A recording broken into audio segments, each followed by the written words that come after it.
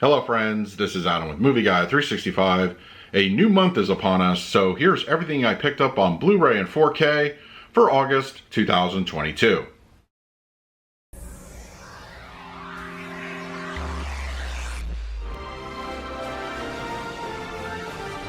If you're new to the channel, please hit the like button, subscribe, hit that bell notification. You can also find me over Twitter, Instagram, and Letterboxd at Movie Guy 365.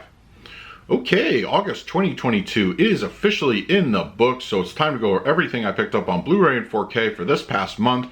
There were some good amount of new releases. I picked up a bunch of catalog stuff as well, mostly on Blu Ray. And when it comes to September coming up in October, wow, those are pretty heavy. Actually, as of this recording, next week is going to be a very heavy Star Trek week. But let's talk about August and everything I picked up. So once again, I started out with a few catalog stuff, mostly on Blu Ray, as I said. And last month, I picked up the film The Lost City with Channing Tatum and Sandra Bullock. And essentially, it's basically a remake of everything in name of Romancing the Stone. I've never owned this as a physical copy. It's a fun adventure tale. Of course, Kathleen Turner, Michael Douglas, great combination. They have excellent chemistry. And, you know, I don't hold out much hope this is going to get a 4K. It is done by 20th Century Fox, you know, and being owned by Disney these days. So I thought I would just get the actual Blu-ray, and I'm going to revisit this very soon. It's been way too long since I watched it. But yeah, Romancing the Stone on Blu-ray. Director Mike Flanagan had this film early in his directing career, and I've never seen the original. I'm talking about Ouija, and he directed the sequel, prequel, Ouija Origin of Evil. I watched this one, really enjoyed it. You can definitely see where Mike Flanagan gets a lot of his earlier directing, ability from this film. And if you don't follow him, you should absolutely do so. He's a great director. He does horror very well. And this one is, I feel really strong. Once again, I've never seen the original. I heard it's kind of horrible, but I may have to check it out eventually at one point. This was a blind buy. I haven't watched it yet, but I saw something online about it, or a friend recommended it, and I am a fan of one of the actors in it, Toshiro Mifune. I had no idea he was in it. Grand Prix. I'm going to be watching this very soon, so I may do a write-up over on Letterboxd to give you my thoughts. I think I'm going to enjoy it a lot, but once again, classic film, so we'll see how it goes, and I'm expecting good things out of it. This is another 20th Century Fox movie. I owned the DVD a long time ago. Never upgraded to the Blu-ray, but I'm anxious to rewatch this, and that is Elizabeth Taylor and Cleopatra. Very, very epic scale kind of film. It's a shame we'll probably never get a 4K edition, but if you set aside a long afternoon, yeah, watch this one. It really is just grand and epic in scope, and Elizabeth Taylor, wonderful actors. So yeah, I'm looking forward to revisiting it in the near future. This was from one of the new releases from director Alex Garland. It definitely got a lot of mixed reactions. I don't feel it's as strong as his previous two films, Annihilation and Ex Machina, but Men. It's a shame we didn't get a 4K. I think a 4K would have helped make the medicine go down a little bit better. It is 4K digitally, of course, but physical copies are important. That's one of the points of the channel. But I think it has some good elements. It's just, I can understand where a lot of people were kind of turned off. And I ultimately felt that it could use a little bit more explanation about the world that the character lived in. But I still think it's worth a rewatch. I will be rewatching it again very soon. But yeah, if you like the director's previous two movies, check it out, but just go in managing your expectations. This one I literally bought 2 days ago because it was $4 on Amazon. I can't say I've ever owned I don't believe I've owned the 3D Blu. No, I don't own the 3D Blu-ray at all, and it's an okay film, but once again, another 20th Century Fox movie that's never going to see a 4K probably. I, Robot, starring Will Smith. I know Will Smith's, kind of a hot button topic these days, but I do like a good sci-fi film. I think it is fun. And it's not one of the director's strongest movies, but I do really enjoy it. And for $4 on Blu-ray, you can't really go wrong there. This one, I literally just found out it's going to get a 4K. I hate when studios do this. When they release a Blu-ray and like 4 months later, they're going to put out a 4K. I know it doesn't happen very often, but it's still kind of annoying. David Cronenberg's Crimes of the Future. I watched this about a week or so ago. It's not one of Cronenberg's strongest movies, and you're not really sure what's going on in the first few minutes, but after you kind of get a sense of where the world is in the movie that Cronenberg's trying to craft, you can you can definitely see the director's DNA all over this one. Once again, very annoyed that a 4K edition is coming. I mean, annoyed, somewhat happy-ish. But yeah, I'll probably be throwing this on the sell pile and upgrading to the 4K relatively soon, whenever that is officially announced. This is another one I'm very disappointed didn't get a 4K release. Black Phone, excellent film from writer Joe Hill and director Scott Derrickson. Really liked it a lot. There's sort of it's really got Ethan Hawke plays a creepy, antagonist in this one. I really enjoyed it. I do feel that it's one of Derrickson's better films, and I would like to see, maybe a prequel or something. I mean, the Grabber as a character is just don't just one and done him. Definitely put him in more things, and I am an Ethan Hawke fan, but yeah. Black Phone is on Blu-ray. Wish there was a 4K edition. This is another one. I literally got it for like $5, $6. I've heard mixed things about it, but I'm willing to make up my own mind. Give it a try, and that is Scarlett Johansson in Under the Skin. I don't know too much about this one. I haven't even seen a trailer. I just got it based off of word of mouth. So we'll see how it turns out. Once again, I'll probably do a letterbox write-up on this when I do get around to watching it. And if you follow the channel, I don't really collect TV Blu-ray. I very seldom do. I mean, there's a couple exceptions, but Rick and Morty season 5, I love Rick and Morty. I was waiting for a good sale price on this one. I got it just maybe about a week or so ago. It finally hit that sweet spot, sale-wise. But Rick and Morty is one of the exceptions. Love the show.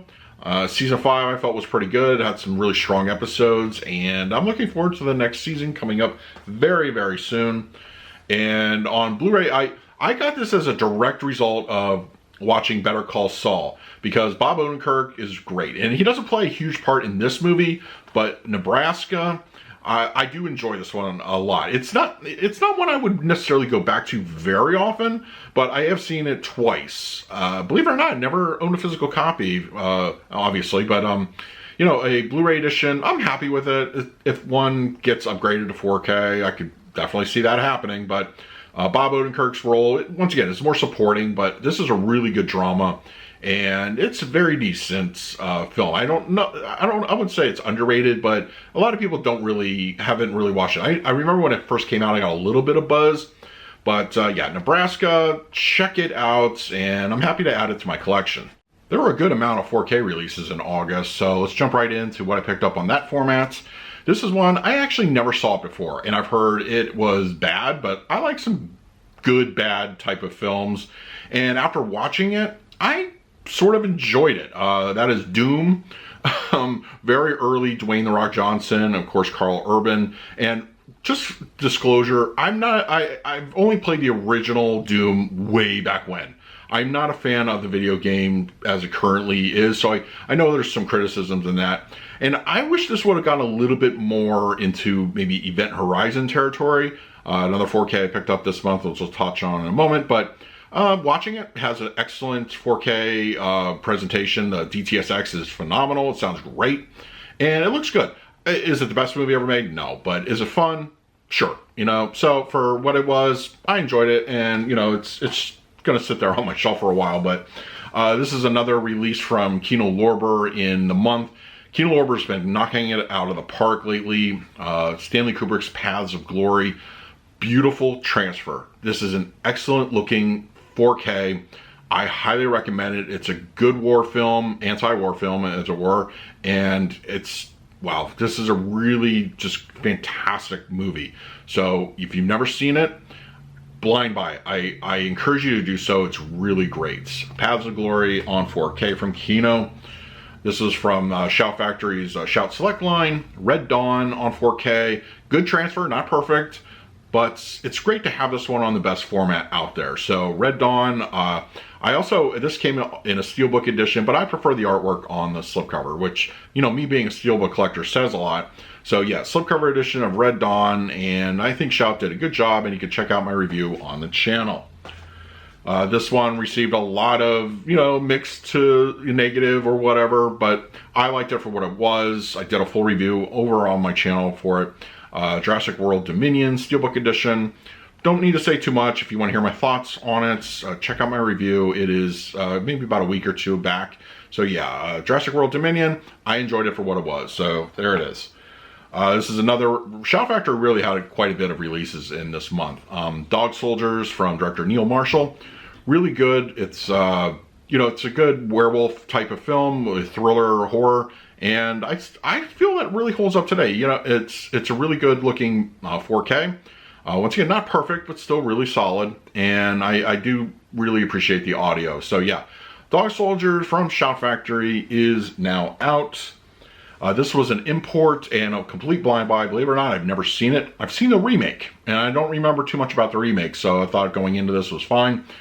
This is from BFI, and that is Get Carter on 4K. I watched it, really liked it, and I will absolutely be visiting this one again in the near future. But Michael Caine really did a wonderful job in this, and it's really just an excellent looking transfer, classic, you know, cinema. And I think, you know, BFI's release, if you like the film, definitely check it out. And Shout Factory once again released the first 3 Child's Play movies. So we got Child's Play 2, and Child's Play 3. I've seen Child's Play 1 and 2 a couple times, but I've never seen Child's Play 3. And, you know, I think they're really good. Child's Play 3 I just watched, and it's fine. It has its moments, but it's really one of those movies that you could definitely tell they're, you know, adjusting the budget and like cranking these out, you know, as fast as they can. So the quality's not quite there, but I still liked it. It was fun. All 3 movies I feel really look good on 4K. So yeah, Child's Play, I'm hoping that we get the additional sequels down the line from Shout Factory. Once again, another Shout Factory Screen Factory release, Cat People. I just did a review on the channel for that if you want to check out my thoughts on it. And, you know, I think the picture's not perfect, but I think for the quality used, I think it really, you know, Shout did a good job. No upgraded audio, which is unfortunate, but if you want to hear all my thoughts, check out my review on the channel. This was the latest from director Dario Argento. I'm a big fan of his, and it's funny because I don't have too much of a history with this one, but revisiting it, I probably would say it's in my top 3 Argento films. Tenebrae, really good, excellent edition from Synapse. And the collector's edition, I feel, is worth picking up. Who knows if they'll do a standard down the line. But yeah, really good looking 4K. And I did a review, so you want to hear my thoughts, head on over and check that one out. This one I mentioned a little bit earlier. Classic sci-fi horror, more horror than sci-fi. Event Horizon, Steelbook edition from Paramount. Really liked it. I've seen this one multiple times and glad to have a 4K. It's a shame we didn't get an upgraded audio for it. That's a bit unfortunate, but I do feel that the 4K is more than worth the upgrade. And, you know, Steelbook collectors go, you know, I think we kind of lucked out on this one. I don't really like the whole hands thing, but the interior, I think it's like really solid. So, and you can always flip it too. You know, it's got the back there. But Event Horizon, really good looking 4K. You know what? This is my all-time favorite movie. I talked about it at length in my review. I'm not going to rehash it. But Heat on 4K, Steelbook edition. Love the movie. If you want to hear all my thoughts, check out my review. But yeah, very happy to have this one on 4K. This is another one of those, it's technically TV, and I do collect them because I really like documentaries. And the latest from the BBC, The Green Planet. I haven't had a chance to dive into this yet, but I'm very much looking forward to in the near future. I actually am in the middle of another BBC documentary, just kind of, you know, going through episode by episode, but I'll be anxious to check that one out. And I hear there's a new one coming, so hopefully we'll get that one on 4K. But honestly, these are some of the best looking 4Ks you're going to get, and they absolutely are just worth it in my opinion. So yeah, The Green Planet, now available. This one I like I liked the first movie, didn't love it, but I enjoyed this one a little bit more. Sonic the Hedgehog 2, really enjoyed it. And I think this is also one of my favorite Steelbooks of 2022. I love how it's kind of an homage to the video game cover of Sonic 2. And I had a fun time with it. I think the picture quality was really good. And it's a fun movie. You know, Jim Carrey doing his best Jim Carrey, Dr. Robotnik, character. So yeah, I liked it, and I think it's something I'll be going back to again. This one I just picked up the other day. I haven't had a chance to watch it. I never owned the slipcover edition. And that is Warrior, Best Buy exclusive Steelbook. And yeah, I'll probably be doing a write-up on Letterboxd. I saw this one a long time ago. I don't even remember too much about it. But I am a Tom Hardy fan, so I'm, you know, going to be revisiting this one with fresher eyes. And, you know, maybe I'll let you know my thoughts online. And this last one is an import from Second Sight. And, you know, the original Robert Eggers' The Witch, you know, apparently he wasn't too happy with the HDR grading on that one. So a new edition came out with a whole new kind of look to it. I haven't had a chance to rewatch it yet, but Second Sight editions are pretty hefty. And you definitely get your money's worth. I have another Second Sight 4K in the pipeline coming down, but they are really, you know, solid with their offerings. But I'm looking forward to revisiting this one probably in October to coincide with Halloween. But yeah, The Witch from Second Sight on 4K. So that is everything I picked up on Blu-ray and 4K for August 2022. I'm very much looking forward to September. And I want to hear from you. What did you pick up on Blu-ray or 4K for August? Let me know in the comments down below. In the meantime, please like, subscribe, hit that bell notification. So until next time, this is Adam with Movie Guy 365. I will see you at the movies.